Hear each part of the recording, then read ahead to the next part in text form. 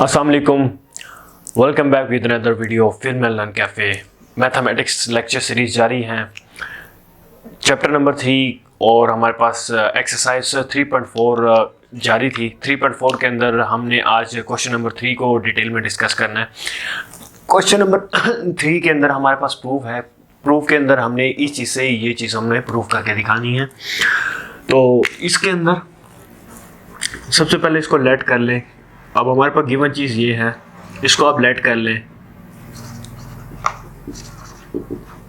bx और dx, इसको आप i के इक्वल लेट कर लें। अब आपने इसकी क्या करवानी है, अब आपने इसकी मिड टर्म ब्रेक कर, आपने इसके बाय पार्ट का फार्मूला लगाना है यहाँ।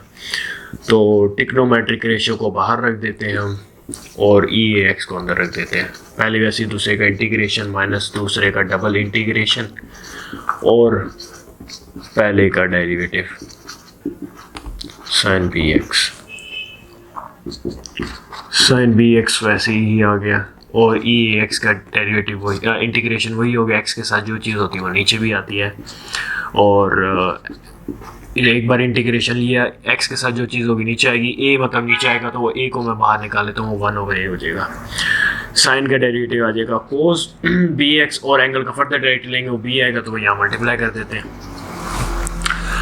अब ये चीज़ इसके नीचे मल्टीप्लाई हो जाएगी तो EAX sin bx और a माइनस का 1/a EAX और ये जो b था ये भी कांस्टेंट था, इसको भी बाहर निकाल देते हैं तो ये आ जाएगा cos bx और dx। अब यहाँ पर फिर से हमारे पास बाय पार्ट लगेगा तो EAX sin bx over a minus का b ओवर a और यहाँ पर बाय पार्ट लगाते हैं। ट्रिग्नोमेट्रिक रेशियो को बाहर रखा और एक बार इसका इंटीग्रेशन लिया और उसके बाद एक बार इसका फिर इंटीग्रेशन लेंगे और a को बाहर निकाल देंगे और फिर cos का डेरिवेटिव लेंगे तो वो आएगा माइनस का sin bx और एंगल का फर्दर डेरिवेटिव लेंगे वो b आएगा तो वो b यहाँ मल्टीप्लाई कर देता हूँ और ये जो dx था इसका आ गया। अब यहाँ से EAX sin bx आ गया ओवर a माइनस का b ओवर a और ये इसको आपस में मल्टीप्लाई कर दें a और EAX cos bx माइनस का 1/a और ये माइनस प्लस हो गया। b कांस्टेंट टर्म में उसको बाहर निकाल देते हैं और ये आ गया EAX sin bx और ये dx आ गया। अब ये हमारे पास i के इक्वल था, ये EAX sin bx over a minus का b ओवर a और इसको अंदर मल्टीप्लाई करते हैं b ओवर a को तो ये बचेगा EAX cos bx और a ये बन गया a का स्क्वायर प्लस ये माइनस प्लस ये हो गया हमारे पास माइनस और b का स्क्वायर a और a का स्क्वायर और ये हमारे पास i की इक्वल आ गया था प्लस का c और a का i हमारे पास यहाँ चल रहा था। तो अब इस i को उठा के इधर ले जाते हैं तो ये यहाँ पर प्लस का हो जाएगा b का स्क्वायर ओवर a का स्क्वायर i और यहाँ पर हमारे पास हम एलसीएम ले लेते हैं इसका a का स्क्वायर और EAX a sin bx और माइनस का b EAX और cos bx और ये जो a है इसको मैं ज़रा बाहर करके लिखता हूँ तो कोई मसला नहीं है प्लस का c। अब आपने यहाँ क्या करना है, यहाँ पर आपने एक आपके पास फैक्टर मौजूद है a का और एक आपके पास b का मौजूद है तो आपने यहाँ क्या करना है, now put a is equal to r cos theta और b को आपने पुट करवा देना है r sin थीटा। ये आपके क्वेश्चन में एक ट्विस्ट है। अब आप यहाँ पर ये कहेंगे कि हम ये कैसे पता चलेगा कि ए को हमने cos थीटा के पुट करवाना है और बी को हमने r sin थीटा के इक्वल पुट करवाना है। तो इसकी आप निशानी इस तरह से लगा सकते हैं कि आप देखें ए की जो वैल्यू है उसके साथ साइन मौजूद है। अगर आप यहाँ पर साइन रखेंगे तो वो साइन स्क्वायर बन जाएगा और वो एक कम्प्लेक्स वैल्यू बन जाएगी। और यहाँ पर भी अगर कोस है तो अगर आप बी के अंदर भी कोस पुट कराएंगे तो कोस और कोस स्क्वायर बन जाएगा, फिर वो एक कॉम्प्लेक्स वैल्यू बन जाएगी। सो आपने इससे ऑपोजिट वैल्यू को पुट करवाना है। क्यों? क्योंकि हमारे पास एक फार्मूला है, वो फार्मूला की चीज़ का है साइन अल्फ़ा माइनस बीटा का फार्मूला है। वो साइन अल्फ़ा माइनस बीटा का फार्मूला हमने यहाँ बनाना है। तो उससे पहले हम इस वैल्यूज़ को पुट करवा देते हैं। इसको इक्वेशन 1 का नाम दे देते हैं और इसको इक्वेशन नंबर 2 का नाम दे देते हैं। तो अब आपने यहाँ से आप देखें आई को कॉमन निकालेंगे तो आपके पास बचेगा, तो आपके पास यहाँ 1 बचेगा, तो आप एलसीएम ले लें ए का स्क्वायर प्लस बी का स्क्वायर। और यहाँ पर आप ए की जगह ए की वैल्यू r cos थीटा और ई ए एक्स और साइन बी एक्स। अच्छा, और ए का स्क्वायर नीचे वैसे ही बच गया। बी की जगह बी की वैल्यू पुट करवा दें r साइन थीटा और उसके साथ साइन थीटा और हमारे पास ई A x cos b x, ठीक है। और ये आ गया सी। अब यहाँ से आप इसमें देखें are E A x common आता है, आपके पास are E A x common आता है, वो हमने कॉमन निकाल लिया। तो उसके बाद हमारे पास क्या बचा, ए का स्क्वायर और cos theta sine b x minus का साइन थीटा और cos b x plus c. और ये एज इट इज़ अभी उतार दें, ए का स्क्वायर प्लस बी का स्क्वायर ओवर ए का स्क्वायर और ये आई। अच्छा, अब हमारे पास फार्मूला एक है, वो फार्मूला हमारे पास क्या है, sine alpha minus beta is equal to sine alpha cos beta minus cos alpha sine beta. अब ये जो फॉर्म है ये हमने इधर बनानी है। साइन अल्फ़ा, इसको पहले हम अरेंज कर देते हैं और ये यहाँ मल्टीप्लाई और इधर आएगा तो डिवाइड हो जाएगा। I is equal to R E A X over ये आके डिवाइड हो जाएगा। अब जब ये आके डिवाइड हो जाएगा तो ये रेसिप्रोकल हो जाएगा।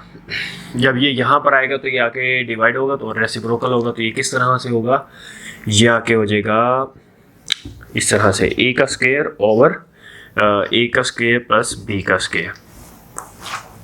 और यहाँ पर बचा ये ए का स्क्वायर नीचे बचा और यहाँ पर इसको आप पहले आप अरेंज कर दें, sine b x cos theta और यहाँ पर कोस को पहले रख दें और साइन को बाद में रख दें। तो अब ये देखें, sine alpha cos beta minus cos alpha sine beta, अब वो किसके इक्वल है, साइन अल्फ़ा माइनस बीटा के इक्वल है। और ये हमारे पास वैल्यू आई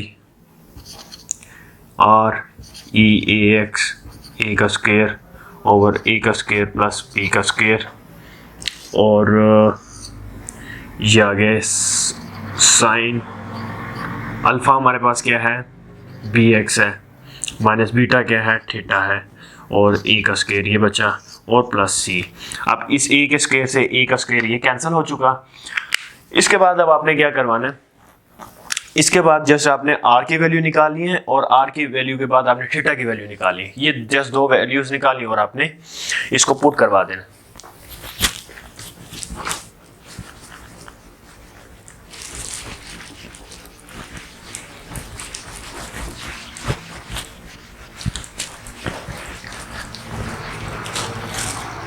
सो डियर स्टूडेंट्स, अब आपने क्या करना है, अब आपने आर और थीटा की वैल्यू निकाली है। आर और थीटा की वैल्यू के लिए आपको क्या करना होगा, यहाँ पर आपने करना है now adding and squaring equation 1 and equation 2। Equation 1 और ये इक्वेशन 1 और इक्वेशन 2 को आपने ऐड भी करवा देना और पहले स्क्वेयरिंग करनी है उसकी। तो इसके आपने स्क्वायरिंग की तो ये आ गया a का स्क्वायर, r का स्क्वायर और कोस स्क्वायर थीटा। अब इस तरह से यहाँ इसकी निकालें तो b का स्क्वायर, r का स्क्वायर और साइन स्क्वायर थीटा। अब आपने इसको ऐड करवा देना है तो ये आ जाएगा a का स्क्वायर प्लस b का स्क्वायर और ये आ जाएगा r का स्क्वायर वैसे ही आ जाएगा। और इसको मैं ज़रा अरेंज करके लिख रहा हूँ, साइन स्क्वायर थीटा और प्लस का कोस स्क्वायर थीटा। अब आपके पास वैल्यू है, आपके पास एक फार्मूला है, वो फार्मूला क्या होता है, sine square theta plus cos square theta, वो आपके पास 1 के बराबर होता है। तो ये इसकी जगह आपने 1 पुट कर देना है। तो a का स्क्वायर प्लस b का square is equal to r का स्क्वायर और ये 1 आ गया। तो r स्क्वायर की वैल्यू क्या आ गई, ये आ गई। अब आपको r की वैल्यू चाहिए ना कि r स्क्वायर की, तो दोनों साइड पे आप क्या करते हैं, रूटिंग करते हैं। तो ये स्क्वायर अंडर रूट से कैंसिल हो गया तो r इज इक्वल टू क्या आ गया, अंडर रूट a का स्क्वायर प्लस b का स्क्वायर आ गया। ये आपके पास आ गई r की वैल्यू। अब आपने निकालनी थीटा की वैल्यू। थीटा की वैल्यू निकालने के लिए आपको क्या करना पड़ेगा, इक्वेशन 1 और इक्वेशन 2 को आपको डिवाइड करवाना पड़ेगा। अब आप यहाँ लिखेंगे now dividing equation 1 from equation 2।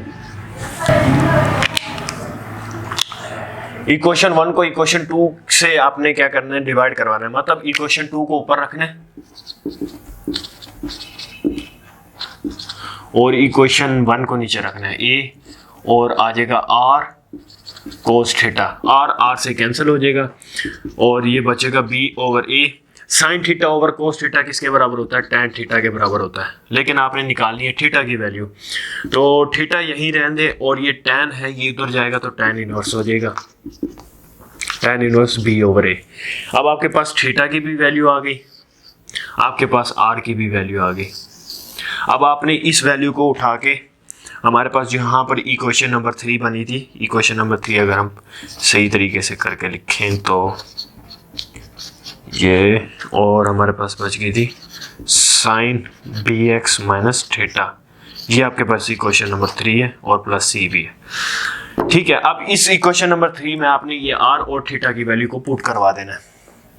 r की जगह r की वैल्यू, तो ये आई इज इक्वल टू a का स्क्वायर प्लस b का स्क्वायर और उसके साथ है EAX और उसके नीचे क्या है हमारे पास, a का स्क्वायर प्लस b का स्क्वायर, उसके साथ है साइन और bx माइनस, अब ये थीटा है, इस थीटा की जगह ये थीटा की वैल्यू पुट करवाएंगे तो ये आ जाएगा tan inverse b over a और ये ब्रैकेट क्लोज प्लस c। ठीक है, अब हमने डेरिवेटिव के अंदर एक रूल पढ़ा था कि जहां पर भी अंडर रूट हो और नीचे x अकेला हो तो उसको अंडर रूट x के अंदर लिखते हैं। तो हम इसको 2 बार अंडर रूट x में लिखेंगे, a का स्क्वायर प्लस b का स्क्वायर और ये ऊपर वाला b, a का स्क्वायर प्लस b का स्क्वायर और EAX आ गया और ये आ गया sine bx minus tan inverse b over a plus का c। अब a किससे a कैंसिल हो गया तो क्या बचा हमारे पास 1 ओवर अंडर रूट a का स्क्वायर प्लस b का स्क्वायर और EAX sine px minus tan inverse b over a plus का c बचा और ये हमारे पास प्रूव हो गई चीज़। सो डियर स्टूडेंट्स, ये हमारे पास प्रूफ था जो बहुत ही इजी आज हमारे पास टॉपिक था।